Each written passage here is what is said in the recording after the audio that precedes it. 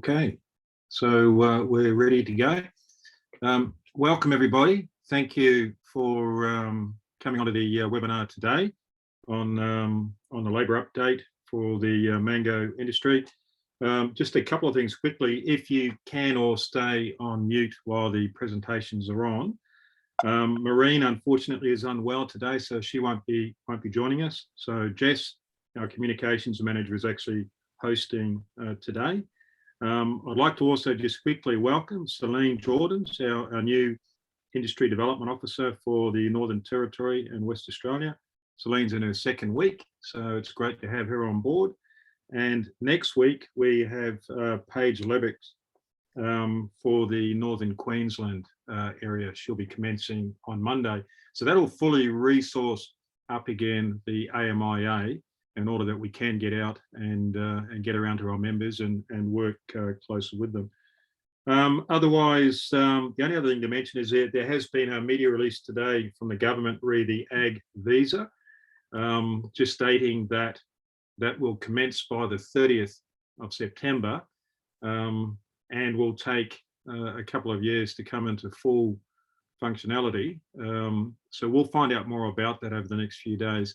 It is also, as for everything else, tied directly to the COVID-19 pandemic. So unfortunately, that keeps us in a world where we have to continue to adapt and overcome. So having said all that, welcome again. Thank you very much. I'm sure there'll be some more people coming on board as we go. And I will now hand over to Paul and his team. Thank you. Isla will share her screen in a minute. Yeah. Welcome along, everyone. I guess no one needs to be told how complex labour is at the moment and how difficult it is to move people around. So I guess from our perspective, we've been working really hard to try and find solutions to the industry's labour issues in the Northern Territory and more broadly across into Kununurra as well. So I'm happy to, Isla, are you just going to click through the screens or do you want me to? Yes, I can do that. Legend. So I guess I'll just start with a little bit of an update. So on the 31st of August this year, we'll be bringing in a plane of seasonal workers to from Vanuatu. There's 162 on board. They'll go through mandatory quarantine for 14 days in Howard Springs. We've got a second plane coming from Samoa with 223 workers on board, arriving on the 19th of September. And again, they'll go through Howard Springs quarantine facility. We've had people coming in to date through Western Australia and some coming through Queensland, although there has been some issues of recent times getting them into the Northern Territory once they've completed quarantine. So as of Saturday, if seasonal workers are coming in from overseas, they will need to do an additional 3 days of quarantine once they arrive in the Northern Territory. So that will be a total of 17 days of quarantine. We're just working through with the government to understand if there's any additional costs relating to the additional 3 days of quarantine, but to date we haven't got any firm answer from that. So I guess from what really is to understand from industry how many staff people are wanting to bring in from interstate, so we can start to match that with the requirements for quarantining. So for example, if you're bringing people out of Victoria and New South Wales, there will be a mandatory 14 days quarantine at this stage.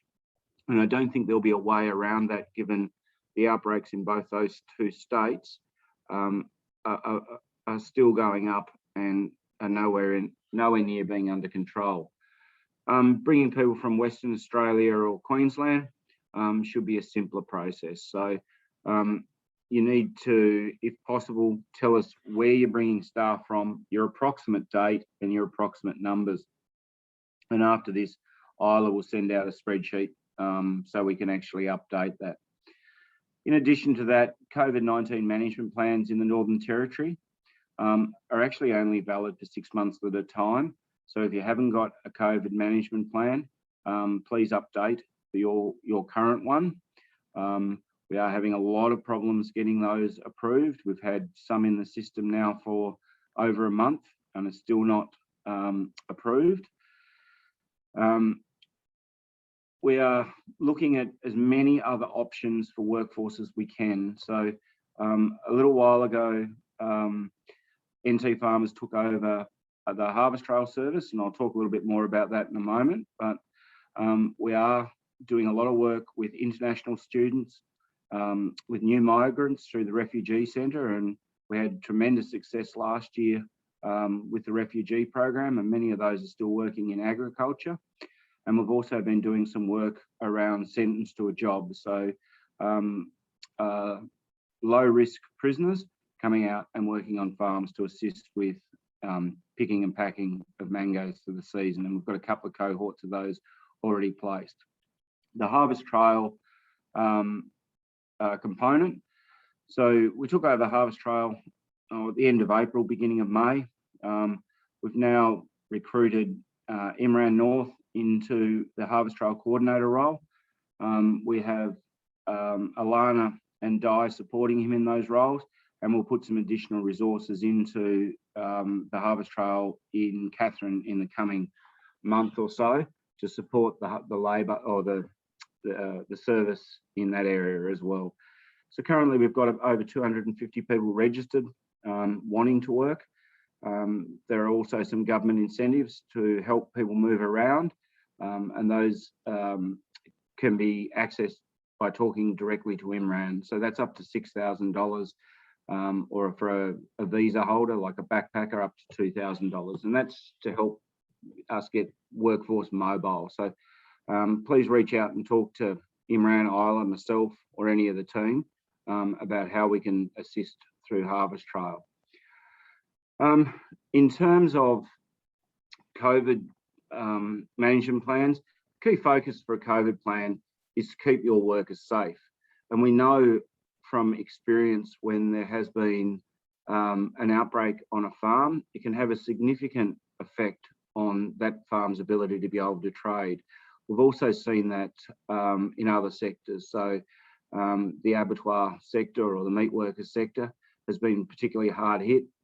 Dairies have been particularly hard hit in southern states. So one of the keys is to have a COVID management plan, and within your COVID management plan, also start to talk about if you do have the unthinkable happen and you do have an outbreak, how can you get back trading as quickly as possible? Because obviously fruit doesn't hang around for a long period once it's ripe. So I strongly urge everyone to make sure you've got your COVID plan in place.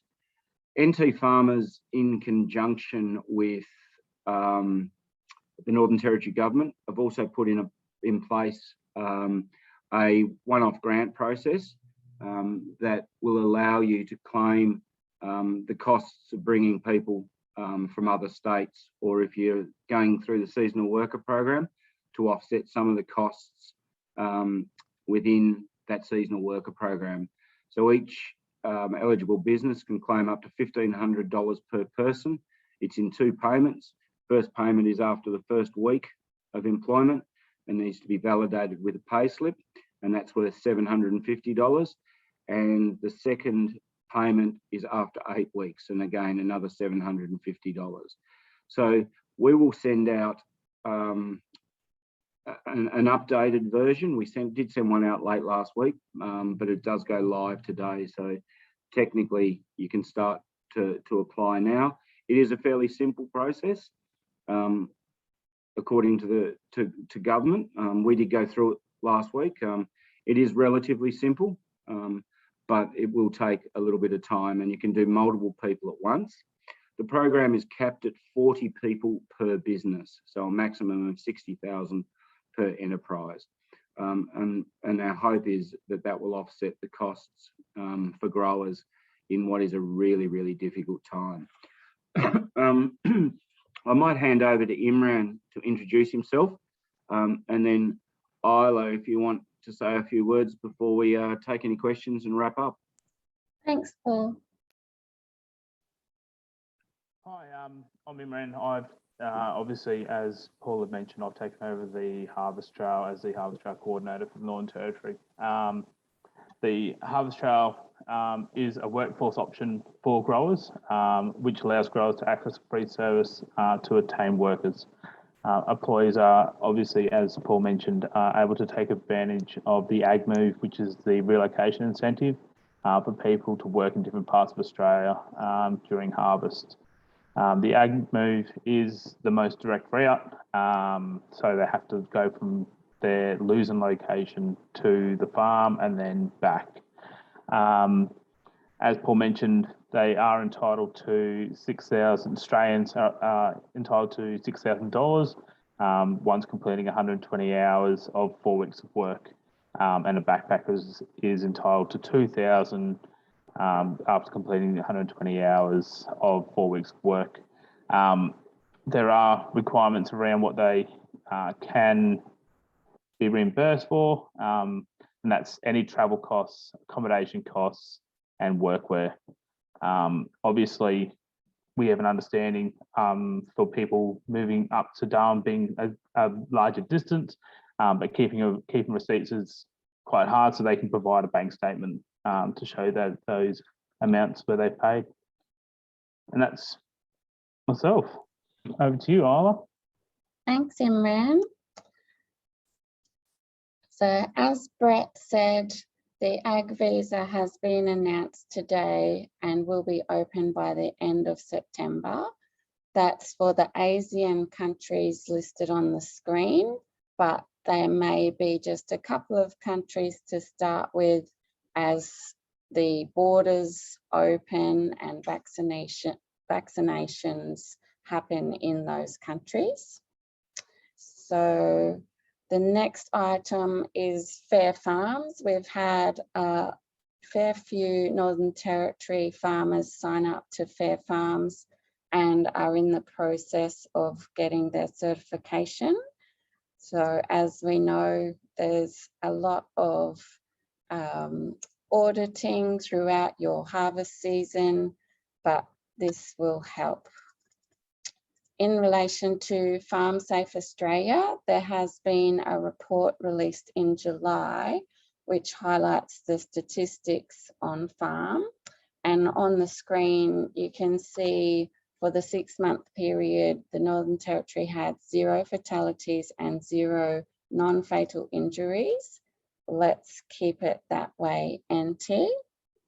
In relation to being export ready, NT farmers have a project.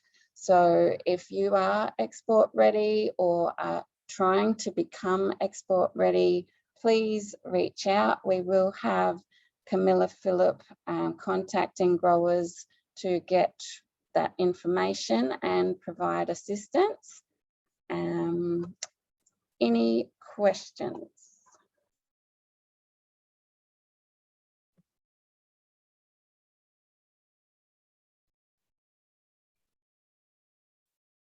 Well, that was very efficient. Well done.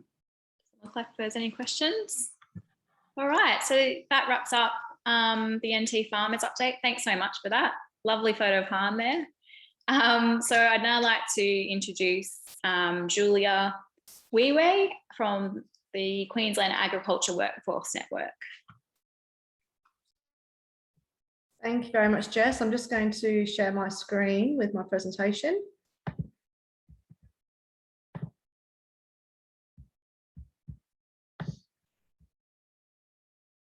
Okay, can everyone see that? Looks good to me. Looking good. Okay. So I'm Julia Weiwei. I'm the North Queensland Agriculture Workforce Officer, which is a role that's part of the Queensland Agriculture Workforce Network. I'm going to be joined today by Peter Lee as well, who's online. Peter is one of the team based within Queensland Department of Agriculture and Fisheries. He's an assessment officer and case manager under the Pacific Labour Scheme and Seasonal Worker Programme. So we're going to share a bit of the presentation today. Throughout the presentation, I've popped in a few of the QR codes, which we're all getting quite used to using these days. So if you'd like to be able to take further information away from this presentation, you just get your mobile and you can just take the photo of the QR code and you'll have access to all of the links contained. So briefly, you know, the Queensland Agricultural Workforce Network is quite a unique group of people. And I say that in the best possible way. We're funded by the Queensland government, but we're actually based within industry. Me personally, I'm hosted by the Bowen Gumlu Growers Association. So I work directly with our farmers in the region. My region covers from Proserpine up through Townsville into Ingham and out west to Cloncurry. So we work across all industry sectors, not just horticulture. And we're there basically to assist growers with any questions. We act as like a first point of contact for people. Because we're based locally, we understand some of the unique challenges that are relevant to the growers in each of the regions. So there's just a few areas that we help with.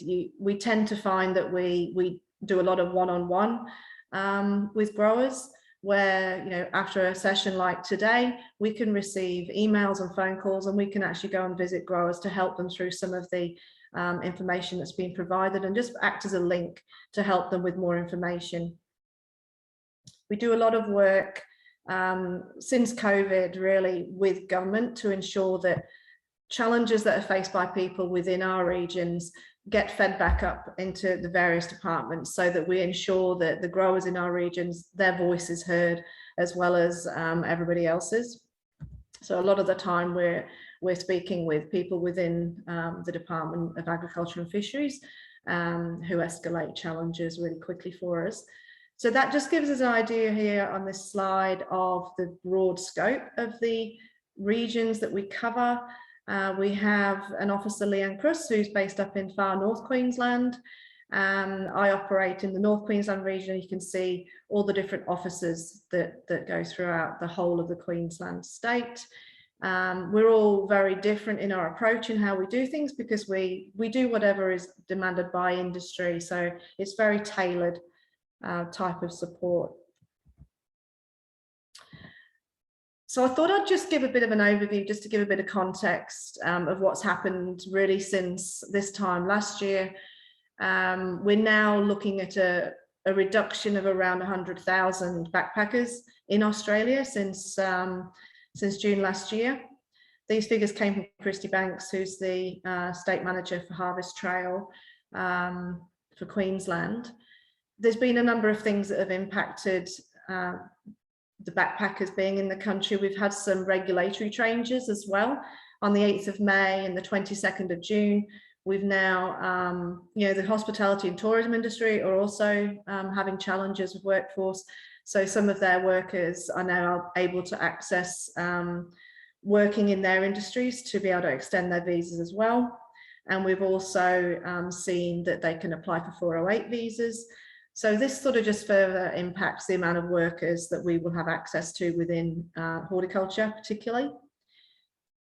Me personally, I feel that we're going to now see a dramatic shift that is going to be needed for where we're going to access our workforce. I don't think we'll ever see the numbers returning to work in agriculture as we'd seen before through the working holiday visa scheme.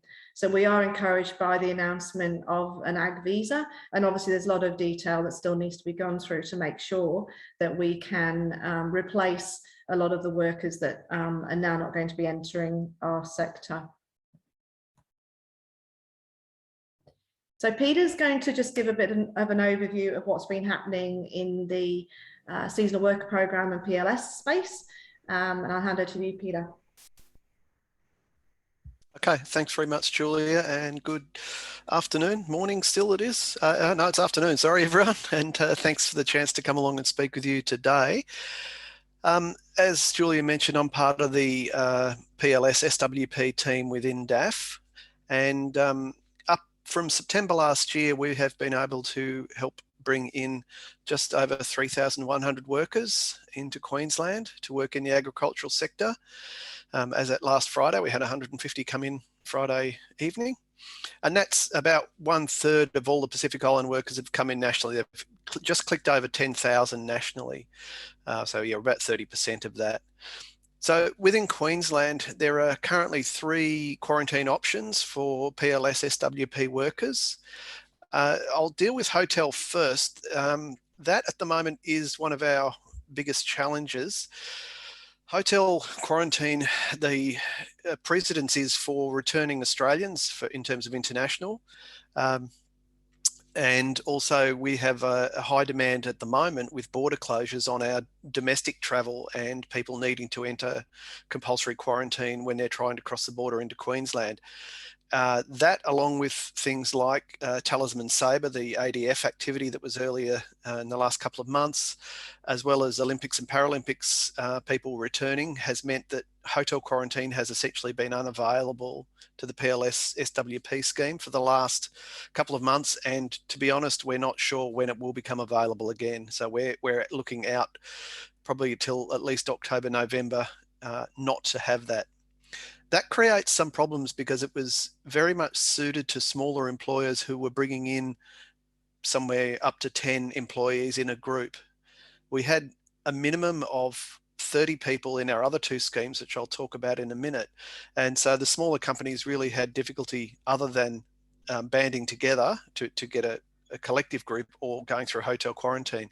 So it's one of our greater challenges now coming up to the end of the next couple of months is trying to find accommodation for, I think we've got around 300 applications sitting in the system at the moment up till the end of the year.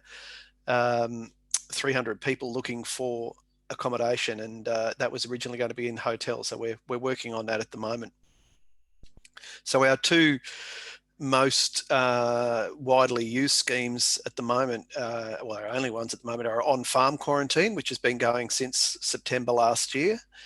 And that involves people spending their 2 weeks quarantine on a farm, as the name suggests, although the accommodation may not be necessarily the farm or the workplace. We've had people accommodated in what's essentially backpackers, and then they're able to go out and work. And that's the key to it, is that during that 2-week period, the people in quarantine are able to work on farm, again, under certain quarantine related conditions, and complete that 2 weeks quarantine while they're working. More recently, we've developed what we're calling regional facilities. And the idea behind those is that it's going to be a more easily repeatable system, or reusable system. So people aren't working for that 2 weeks, but what it means is the application process approves the facility to be used in the first instance, and then each time you're bringing a cohort through, it's a lower level of approval. So DAF's role in all of this is we work with the approved employers to have their applications approved by Queensland Health. Essentially, we work alongside the approved employers. We work with all the agencies who may have a say in whether that particular application for quarantine gets approved. And to this point, we've only actually had 1 application out of the 250 odd that we've got at the moment that has been rejected by one of the agencies. And primarily we're working very closely with Queensland Health because they're the ones that have the say on whether an application is approved. Ultimately, it has to be signed off by the Chief Health Officer, or at least her delegate. And so we have to work very closely with Queensland Health alongside other agencies like Industrial Relations, Workplace Health and Safety, Queensland Police, to make sure that where those people are going into quarantine is fit for purpose, the compliance that DAF can meet is there, and that the process presents low risk to the community and also low risk to those people in quarantine. So yeah, we work very closely with the approved employers all the way through, from pre-lodgement of their application right through to the arrival of workers in the state. We've got a couple more, we've got a couple of industry sessions, industry forums coming up to get the word out to industry. We've got one coming up in the Lockyer Valley tomorrow, and then we've got 2 up in the north, one in the Tablelands and one in Innisfail in early October. The dates are up there. So if you are interested, please contact the number that's on there, the info at DAF, or just follow the QR code. That will take you to our web page, and you can, I think, register for the meetings directly on that. Okay, Julia, I think that's it from me. Thank you very much, Peter. There'll be some time for a couple of questions at the end of the presentation today. So I just thought I'd quickly go over a couple of the Queensland specific initiatives that have been happening sort of since you were all in season last year. Pick Queensland campaign is a quite a vibrant type of campaign aimed at workers. It's been delivered by the Communications Department within the Department of Agriculture and Fisheries. It involves a website that's got lots of information for farmers as well as workers. They've had radio advertising, the social media campaigns. A lot of people of sort of my age are generally not seeing a lot of this going out, because sometimes it's been targeted at certain people in certain areas of the country to actually get them to consider to move into regional areas of Queensland. So if you haven't seen much of the Pick Queensland campaign, really urge you to go on and have a look what's there. It's really interesting amount of information that's available for workers who want to try and access jobs. The QR code there will link you to the Pick Queensland page, and it's got lots of resources on there for growers to use as well, along with the background that I've got here. If you're doing a lot of Zoom meetings or you're working with people, by all means use some of the resources that we've put together to help you to attract workers through that campaign. Relevant just for Queensland, we had a program formerly called the Back to Work in Agriculture program, which was just for Queensland residents. And it's been changed recently to be called the Pick Queensland bonus. Feedback from industry and workers suggested that it needed to be broader. So now the scheme has changed in that somebody can access up to $1,500 by completing 10 days of work within a consecutive 4-week period or 28-day period. If they then continue in the industry, they can get a further $1,000 after they've worked 30 days within a consecutive 70-day or 10-week period. And that can be with more than one employer. So obviously, if you're a business that doesn't have the amount of 10 weeks work, they can still use that work to count towards their days. So please let your employees know about it. If they haven't been working in the sector previously, they can access up to the $1,500 bonus. It really saw a huge uptake in the applications. To date, there was about 650 applications already in.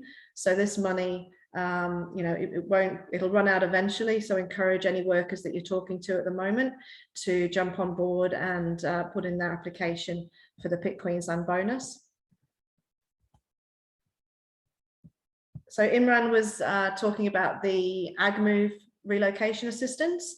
That's the federal government initiative. And so obviously growers in Queensland, you can put your workers through to AgMove as well. Imran went through all of the detail there, so I'll just leave that one up on screen for a second. If you wanted to click on the QR code, it's got a lot more information about how to apply, who's eligible, and how to access those funds. I'd really encourage you to really talk to your workers about these campaigns, because it can be the difference between them choosing to come and work for you as opposed to going somewhere else if you're able to give them more information about that money. So just a little bit of information about some of the work that's been going on within Queensland. We've had some regional and some commodity specific campaigns going up. You've probably seen some of these. Queensland strawberries were particularly innovative, and they have the pick and pack competition where you can get the chance to win up to $100,000. So the workers, apparently that's been very successful. DAF are very happy to work with the mango industry to help with any campaigns that you would like them to help promote as well, and work with you as an industry to make sure that you can attract workers to the mango roles that will be coming up very soon. GrowCom have got a farm jobs page as well, and they engage with the Harvest Trail to do a gap year Oz program, which is designed for year 12 leavers and people in the middle of a uni studies, and that's designed to assist growers to attract workers of that sort of younger age group to the regions. And so that's been going really well, and there's lots of information on the GrowCom webpage where you can find out more how to get involved in that. In the Whitsundays here, we did a campaign. We partnered with tourism industry. You know, we were looking for the same types of workers, so we decided to collaborate, and we created the Work and Play Whitsundays campaign. It was basically a social media campaign that went out into Brisbane through cafe screens in cafes and different places, and we attached it to the tourism branding that the Whitsundays is so famous for, and we were able to put together a web page which had landing pages for different growers who were looking for workers to be able to post their jobs on. So that was just an example of something we've done in the Whitsundays to try and attract workers to our region as well. The most important thing for growers really at the moment is to really start to have a think about where your normal source of workers comes from and if that's been disrupted. I'd say that the majority of the growers would say yes, there has been some disruption. Start your workforce planning as early as you can. We know that you can't always know exactly the date that you're going to need your workers by, but if you start planning now, you can advertise your jobs straight away. There's some fantastic resources out there which will help you to advertise your positions. There's been multiple job pages really tailored to the agriculture sector popped up in the last 12 months. And you've got your more traditional services like the National Harvest Trail website. You've got your Harvest Trail officers who will operate within your regions. Up in the north there, you've got QITE right down through to Bowen. And you've got labour hire contractors as well throughout those areas. I would really, really encourage you to advertise your positions. On the QR code there's a link to the Business Queensland website, and there's actually some tips on there for how to advertise your positions best, how to really sell your workplace, and how to make sure that you're providing links to all of the information about the relocation allowances as well. It's all done there for you, so you can just go in there and pretty much cut and paste the information and just put your business name in a lot of that work. There are some workshops coming up. If you're looking at longer term workforce planning, we know that this situation is going to be around for a number of years. If you're interested in actually putting together a workforce plan for your business, Jobs Queensland are working with Queensland Farmers Federation, and they're developing an agriculture workforce plan. They're going to be coming through the regions as listed there in the next few months. They're going to be asking for some information from you around what needs to be in the workforce plan. So make sure you engage with that plan to make sure that it addresses all of your needs. And then as a bit of a thank you after the workforce plan consultation, they're going to be delivering a workforce planning workshop, which will give you some tools for you to be able to put into your business to help you with your own workforce plan.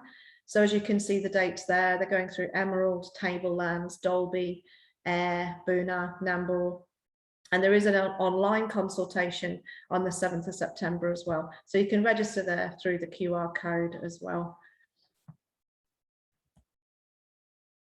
So we do need to mention, obviously, like they have done in the Northern Territory. So the Queensland Chief Health Officer has still got the Workplace Health Management Plan directive in place. There's been no changes to that. It's really important this time of the year for you to review your health management plan to make sure that everything is still in place. If you're changing anything to do with your plan, you will need to resubmit it to Queensland Health. If your plan is pretty much the same still, you don't need to resubmit it, but I do encourage you to at least review your plan. You're probably very aware that there were some changes to the Queensland border at 1 AM on Saturday, just gone. There are some tighter exemptions for specialist workers and essential workers coming into the state. I really encourage you that if you feel you may be impacted by the Queensland border with New South Wales, to get in touch with DAF, or on the QR code there, it goes directly to the information that's relevant. Please reach out to either myself or one of the other corn officers, or directly to DAF if you've got any concerns about how your business may be impacted by the borders and how you're going to access workers. I think you're pretty much aware that everybody is having the same sorts of problems. Please don't think you're alone. Please reach out. We're all there to help, and we can certainly make sure that you receive the information in a timely fashion. DAF have really put forward a lot more resources in this space to make sure that you get answers very quickly. So there's just my contact, but if you go back to the presentation at a later date, all the corn officers are there. By all means, call at any time, and we'll look forward to speaking to you. Thank you, Jess. Thank you. Is there any questions for Julia or Peter?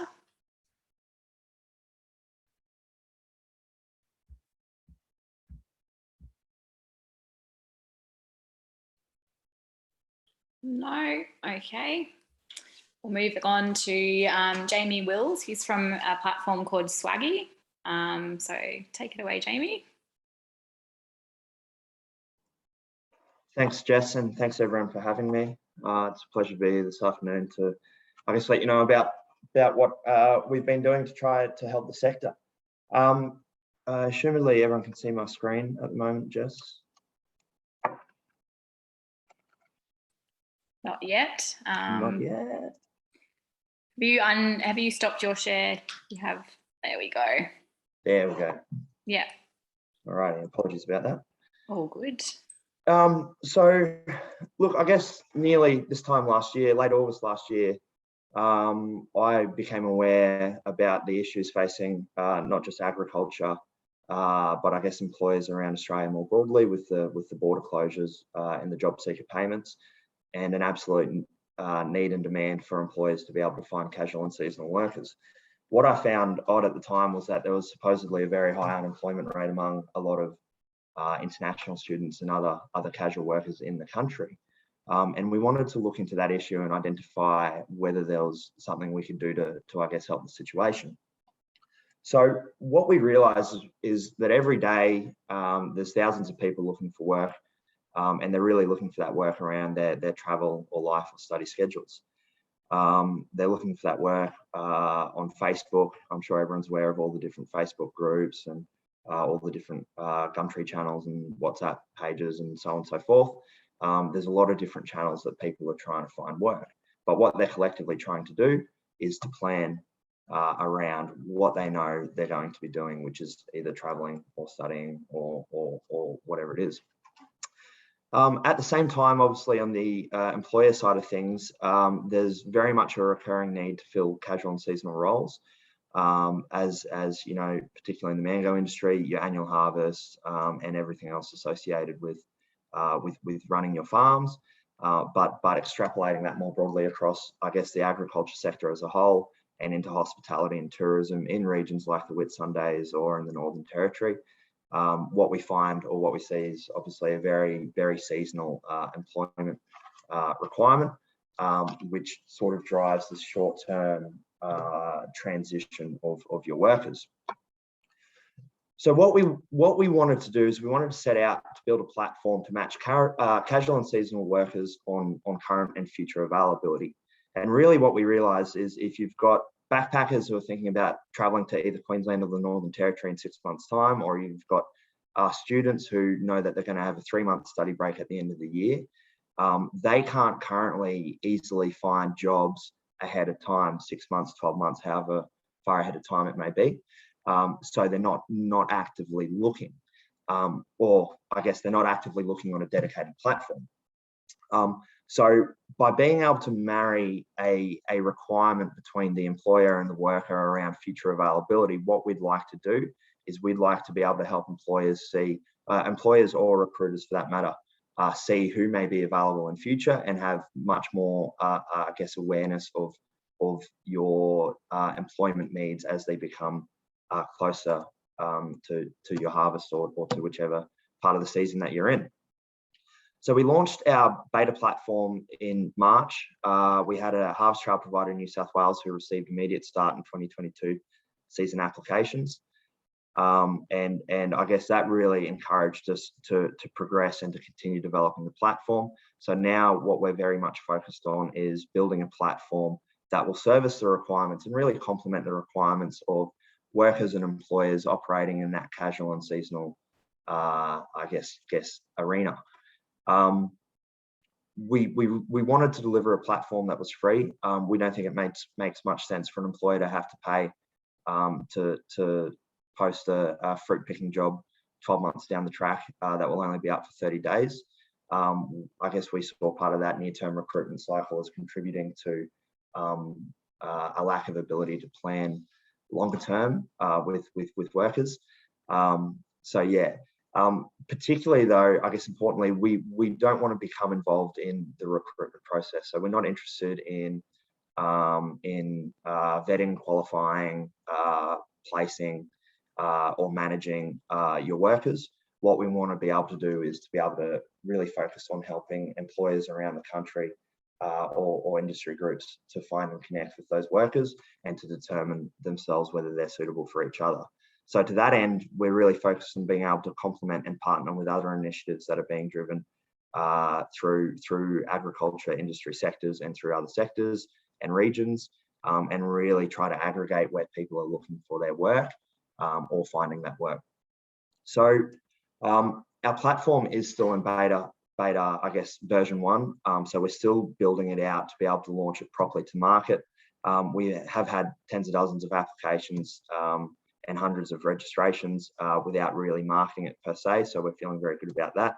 But what we're preparing to launch to market, which we think would be very beneficial to the agriculture sector as well as hospitality and tourism, is a map-based journey planning calendar where these workers who have effectively set their availability in our platform will be able to then look for jobs around areas that they're interested in. So for example, Queensland or New South Wales, and the dates that they're interested in. And what they will then be able to do is to be able to, I guess, apply for jobs at different periods of time and create a journey out of that, and really help your backpackers, your students, your school leavers, the people that haven't traveled to regional or remote Australia before, really help make that experience seamless and less frightening. Yeah, integrating accommodation, travel, whether or not there's visa, second, third year visa job, and things like that. Another feature that we're building, which we're hoping to have launched before the end of the year, and we're working on it with NT Farmers, is what we're calling company pages. And really what this is a dedicated page, think like a LinkedIn page, where an employer who's posting their jobs can link all of their jobs together, particularly for employers or industry groups. So an employer with multiple farms will be able to list all of their jobs together and then share that page link when they're trying to reach people themselves. Or if you're NT Farmers, for example, as the harvest trail provider, listing all of your harvest trail jobs on the platform for people to see. And eventually we want to be able to create industry and category pages.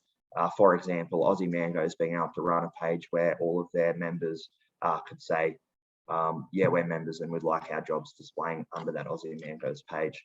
So there's some of the features, I guess, we're focusing on in the near term to really help improve that connectivity. Employers and recruiters can register on Swaggy for free using an ABN, contact number, and email. We really wanted to focus on, real work. We don't want to be offering gig work or the opportunity for things like someone offering 2 hours of cleaning at a house on the platform, because we want to ensure that people are either traveling to regions for the first time or sort of coming out of school or whatever it is, or coming to Australia even, don't feel as if they're ending up in an exploited situation. So all of our platform is only for employers that have an ABN as a basic requirement. And we've been in a number of discussions with other peak bodies, such as GrowCom, who we continue to speak with, and around the Fair Farms initiatives, and being able to sort of I guess, integrate this information so that a worker can see that a job that is posted on the platform is a job that's been posted by a Fair Farms approved employer. And I guess connecting that entire journey. So very short presentation from me, but as we focus on full launch of Swaggy in 2022, we'd love to continue to chat with peak bodies, employers and recruiters about further partnerships and your priorities. We also are, the platform is live at the moment, so you are welcome to sign up and start using it. We are promoting jobs on behalf of employers who are posting. We're pushing them through our Facebook communities and groups and advertising them to try and help you find candidates. Unfortunately, in this market, as I'm sure everyone is aware, you know, sometimes those candidates don't just exist. So I'm definitely not sitting here trying to make a promise to you, other than we're just trying to help.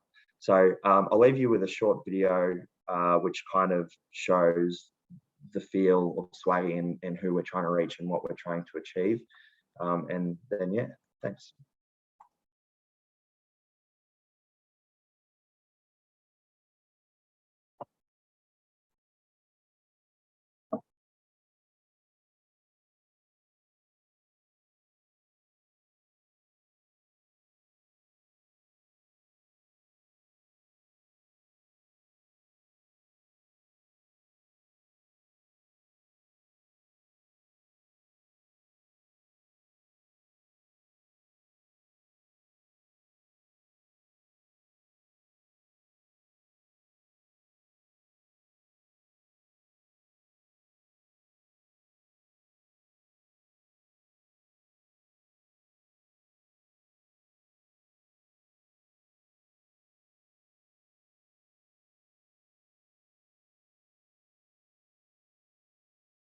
Alrighty, thank you.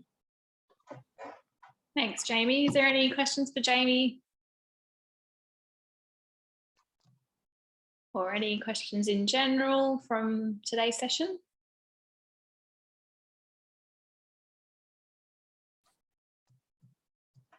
No, okay. Well, thanks everyone for attending and thanks to our presenters. This is being recorded, so it will be uploaded onto our YouTube channel and shared out through our industry communication in the coming weeks. So if you need to, look over anything or check anything that was included, you're welcome to do so once it's up on our YouTube channel. And yeah, I hope everyone has a nice day. Thanks, everyone. Thank you. Thanks very much. Thank you.